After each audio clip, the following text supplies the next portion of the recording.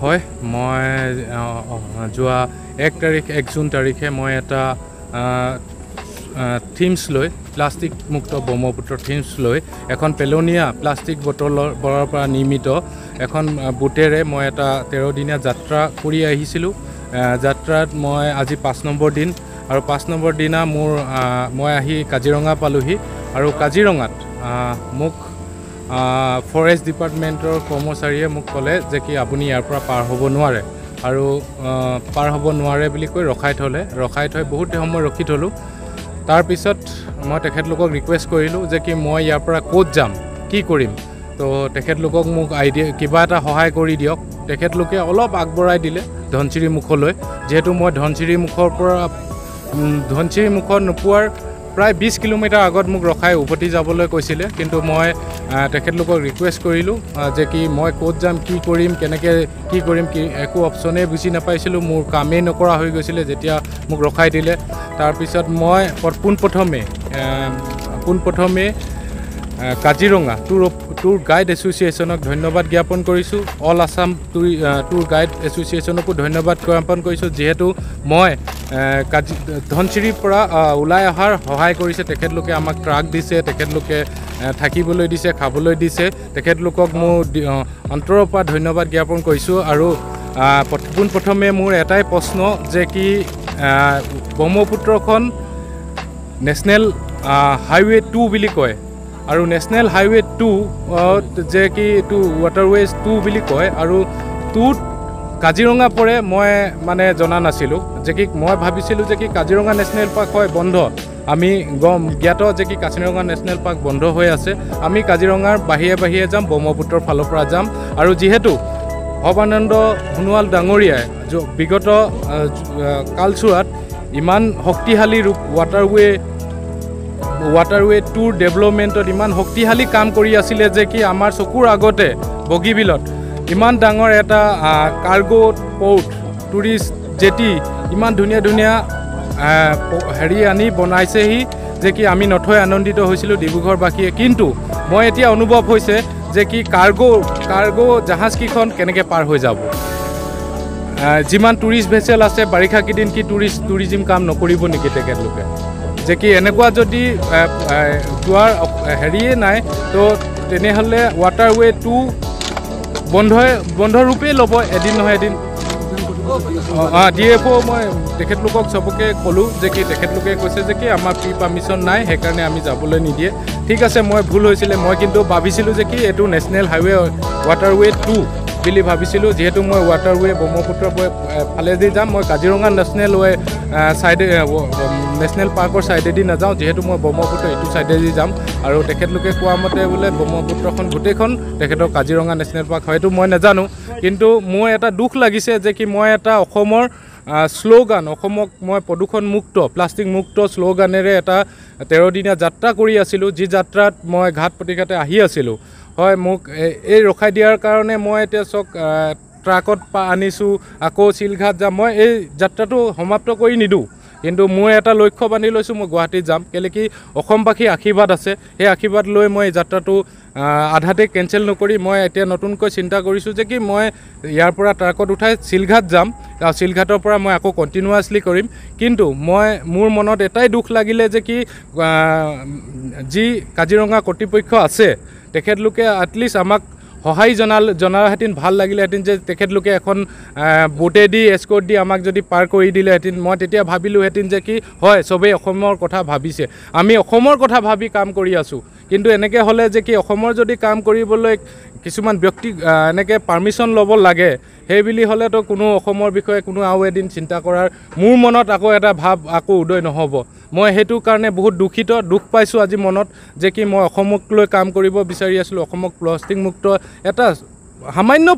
মোৰ প্ৰয়াস, মই নোৱাৰোঁ, হয় সাগৰখন সিঁচি শেষ কৰিব নোৱাৰোঁ, কিন্তু মই মানুহক যে কি সজাগতাহে কৰিবলৈ চেষ্টা কৰিছিলোঁ যে কি প্লাষ্টিক বটলটো পানী নেপেলায়, তো আপোনালোকে পানীটো খাই পেলাই নিদি আপোনালোকে গোটাই ৰাখক, গোটাই ৰাখিলে আপোনালোকে চাওক মই এখন বোৰ্ড বনাইছোঁ, আপোনালোকে এখন জেৰুৱাৰ জেগাত ৱাল বনাব পাৰিব প্লাষ্টিকৰ পৰা, আপোনালোকে ৰিচাইকেল ইণ্ডাষ্ট্ৰীত জমা দি দিলে আপুনি 2 টকা পইচা পাব, আপোনালোকে প্ৰদূষণ নকৰাব, তাক ইউজ কৰক কিন্তু ভালদৰে ৰাখি থওক। এই বুলিয়ে মই মানে এই প্লাষ্টিক মুক্ত ব্ৰহ্মপুত্ৰ 21 চনৰ পৰা কাম কৰি আছিলোঁ কিন্তু আজি দুখ লাগিলে যে কি 21 চনৰ পৰা আজি বাধা পালোঁ কিন্তু বাধা ঠিক আছে মোৰ কাৰণেই দিছে নে কি কাৰণে দিছে সেইটো ক'ব নোৱাৰোঁ আৰু কৰ্তৃপক্ষই জনোৱাও নাই ভালদৰে তো মই ভাবিছোঁ মই আগন্তুক চৰকাৰক এটাই অনুৰোধ যে কি মোক আগলৈ যিটো মই শিলঘাটৰ পৰা কাম কৰিবলৈ বিচাৰিছোঁ ৰাইজক মানে কি সজাগতা কৰিবলৈ যি উদ্দেশ্যৰে ওলাই আহিছোঁ আগলৈ যেন মোক একো বাধা বিঘিনি নিদি মোৰ সফলভাৱে মোৰ এই শ্লোগান যি প্লাষ্টিক মুক্ত ব্ৰহ্মপুত্ৰ সেইটো কৰিবলৈ যেন মই আজ্ঞা দিয়ে সেই চৰকাৰৰ ওচৰত বিনম্ৰ প্ৰাৰ্থনা নাই এতিয়া প্ৰব্লেম কি হ'ল আমি এওঁক লগ কৰাৰ কথা আছিলে শিলঘাটত বা এনেকৈ মাজত লগ কৰাৰ কথা আছিলে কিন্তু আজি ছাডেনলি তেওঁ ফোন কৰিলে যে কাজিৰঙা পাৰ হৈ যাবৰ কাৰণে পাৰ্মিশ্যন দিয়া নহ'লে তো এতিয়া তেওঁ মাজত ৰখি গ'ল তো তেওঁৰ এতিয়া ৰাস্তাটো নিদিলেতো উপায় নাই তো আমি as a all Assam tourist guide association আৰু কাজিৰঙা টুৰ গাইড এছ'চিয়েশ্যন আমি মিলি পেলাই ভাবিলোঁ যে এইটো কি কয় তেওঁক কেনেকৈ আমাৰ পিনৰ পৰা সহায় কৰিব পাৰি তো সেইকাৰণে এই ধৰক আমি আহিলোঁ গৈ মেলি ঘাটলৈকে গৈ তেওঁক ট্ৰাক এৰেঞ্জ কৰি মেলি পেলাই আমি এইখন উঠাই পেলাই এতিয়া কাইলৈ গৈ পেলাই আমি শিলঘাটত আকৌ ৰাখি দিম গৈ পেলাই তেনেকৈ হ'লে কি হ'ব তেওঁ গৈ পেলাই আকৌ কণ্টিনিউ কৰিব পাৰিব নিজৰ জাৰ্ণিটো এতিয়া চাওক ডিপাৰ্টমেণ্টবিলাকৰ চবৰ নিজৰ এটা প্ৰচিডিঅ'ৰ থাকে এতিয়া ডিপাৰ্টমেণ্টৰ প্ৰচিডিঅ'ৰত এইটো কি কয় মই ডাইৰেক্টৰ মেডামকো কৈছিলোঁ তেওঁ এটা পাৰ্টিকুলাৰ ৰিজন দিলে যে পাৰ্মিশ্যনৰ কথা থাকিলে ফ্লাডৰ কথা থাকিলে তেনেকৈ ক'লে কিন্তু হয়তো কিবা আৰু উপায় উলিয়াব পাৰিলেহেঁতেন যোনটো দি পেলাই লৈ যাব পাৰিলেহেঁতেন কিন্তু তাহাঁতি ৰিজেক্ট কৰিলে সেইটো বস্তু ৰিজেক্ট কৰাৰ কাৰণে ধৰক আমি এটা ডিপাৰ্টমেণ্টৰ ডিচিশ্যনত আমি কুৱেশ্যন কৰিব নোৱাৰোঁ সদ্যহতে এজ এ গাইড এছ'চিয়েশ্যনৰ হিচাপে তো সেইটো কাৰণে আমি মানি ল'লোঁ ঠিক আছে সেইটো উপায় নাই তো আমি ক'লোঁ যে হ'ব ঠিক আছে আমি এনেকৈয়ে শিলঘাটলৈকে লৈ গৈ পেলাই শিলঘাটৰ পৰা আকৌ জাৰ্ণিটো কণ্টিনিউ হ'ব তো আমাৰ এজ এ গাইডৰ হিচাপে আমি কৈছোঁ তো কি হয় আমাৰ ইয়াত গাৰ্বেজ প্ৰব্লেমটো বহুত বেছি হয় মানুহে গ্লাছৰ পৰা কি হয় গাড়ী গৈ আছে কোনোবাই পানী খাইছে গ্লাছৰ পৰা খুলি পেলাই গ্লাছৰ পৰা ৰাস্তাত পেলাই দিয়ে আৰু কি হয় অসমৰ নিচিনা জেগাত কি হয় এটলিষ্ট বস্তুবিলাক ৰিচাইক্লিঙত যায় কিন্তু এতিয়া অৰুণাচলৰ নিচিনা জেগা হৈ গ'ল নাগালেণ্ডত হৈ গ'ল তাত কি হয় বা এতিয়া নদীত পেলাই দিলে এতিয়া গৈ স্ক্ৰেপ কালেক্টৰবিলাকে গৈ পেলাই তাৰ পৰা কালেক্ট কৰিব নোৱাৰে তো এতিয়া এওঁ যিটো কাম কৰিছে যে নদীৰ পৰা তেওঁ কালেক্ট কৰিছে এইটো এটা জাষ্ট এটা বেবী ষ্টেপ হয় এই ষ্টেপটো দেখি পেলাই এই নিউজত চবকে দেখি পেলাই হয়তো মানুহবিলাকে এনেকুৱা হ'ব যে নাই আমিও কিয় নকৰোঁ ঠিক আছে আমি যদি গাৰ্বেজটো বা বটল এটা বা চিপছৰ পেকেটটো আমি যদি মানে গাড়ী গ্লাছখন খুলি পেলাই নিদিওঁ বা খাই পেলাই জাষ্ট ৰাস্তাত পেলাই দিয়াতকৈ আমি যদি গৈ পেলাই অকণমান ডাষ্টবিনত পেলাই দিওঁ এতিয়া তেওঁৰ যিমানখিনি এইটো আছে গাৰ্বেজখিনি আছে সেইখিনি লৈ পেলাই ইয়াত বোকাখাটত হওক বা গুৱাহাটীত হওক তো তাত ৰিচাইক্লিং কিছুমান চেণ্টাৰ কিছুমান থাকে যোনটো স্ক্ৰেপ কালেক্টৰবিলাকে উঠায় তো আমি তাহাঁতক গৈ পেলাই সেইটো বস্তু হেণ্ড অভাৰ কৰি দিম যিটো বস্তু সেইটো প্ৰচেছ হোৱাৰ পিছত আকৌ সেইটো মাৰ্কেটত আহিব পাৰিব বা তাহাঁতি বেলেগ যদি কিবা বনায় তো সেইটো বনাব পাৰে কিন্তু এটলিষ্ট কি হয় এজ এ আমি টুৰিজিমৰ এজ এ ৰিপ্ৰেজেণ্টেটিভ হিচাপে যেতিয়া বাহিৰৰ মানুহ আহে আমাৰ বহুত বেয়া লাগে দেখাত কাৰণ কিয় এতিয়া যদি ছাপ'জ কৈছোঁ কেৰেলাৰে এক্সাম্পল দিছোঁ কেৰেলা আজিকালি মেঘালয় বহুত চাফা আপোনালোকে চবেই জানে কেৰেলা বহুত চাফা হয় নাগালেণ্ড চাফা হৈ আছে ধুনীয়াকৈ তো আমাৰ অসমখন কিয় চাফা হ'ব নোৱাৰে আমাৰ অসমখনতো এই সৰু কিছুমান এক্টৰ কাৰণে আমিওতো ক্লিন টুৰিষ্ট স্পট হিচাপে থাকিব পাৰিম তো সেইটো কোনো বস্তু নাভাবে আৰু আমাৰ মানুহবিলাকৰ সেইটো ধৰক নলেজটো নাই বা কি হয় তাহাঁতক কোনো কোৱা নাই আজিলৈকে যিটোৰ কাৰণে কি হয় সিহঁতি সেইটো নলেজটো নাই তাহাঁতৰ ওচৰত তো এই এনেকুৱা ষ্টেপবিলাকৰ পৰা কাইলৈ পৰহিলৈ তো আমি কি হয় আমাৰ নতুন জেনেৰেশ্যন যোনবিলাক আহিব সেইবিলাক শিকিব হয় মই ছ'চিয়েল মিডিয়াত মই পাইছিলোঁ যে কি আজি কিছুদিনৰ আগতে ঠিক আছে মই মোক যাবলৈ নাই দিয়া বাৰিষা আছে বা কিবা আছে ৰিজনছ আছে কিন্তু আজিও ডেটতো ছ'চিয়েল মিডিয়াত চাব যে কি এখন বাঁহৰ বোট চিবুক নামেৰে যি এক্সপিডিশ্যন কৰি আছিলে তেখেতলোকক কেনেকৈ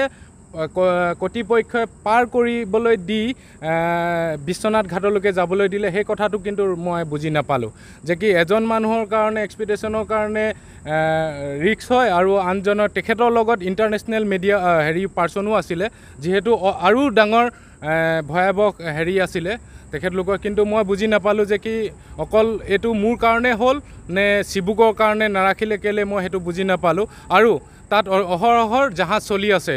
এতিয়াও আমি যেতিয়া